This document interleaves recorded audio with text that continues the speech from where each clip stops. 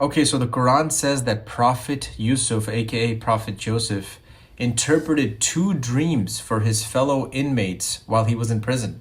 But did you know that modern psychology has proven that you can actually learn to interpret dreams? In fact, deciphering the messages that your dreams are trying to tell you can actually help regulate your psyche and live true to yourself.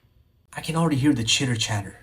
Maybe you're thinking, yeah, but dream interpretation is a miracle that was given to Prophet Yusuf by Allah. But just think about it. Prophet Isa, Jesus, also miraculously healed people with Allah's permission, but that doesn't stop us from trying to heal people through medical science. The study of dreams in modern psychology is now over 100 years old. That's actually not that old, but psychologists have interpreted hundreds of thousands of dreams at this point. So let's look at these dreams mentioned in the Quran through the lens of dream psychology.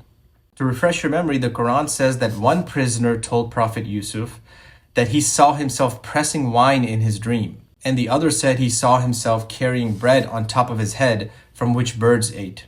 Now the commentaries give us some detail on this. They said that both of these men were both imprisoned together, and they were both the servants of the king of Egypt. The guy who saw wine in his dream was the wine server for the king, and the one who had bread in his dream was the baker for the king of Egypt.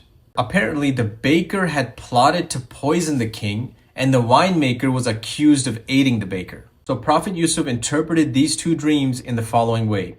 He said that the wine server would once again serve wine to his master, the king of Egypt.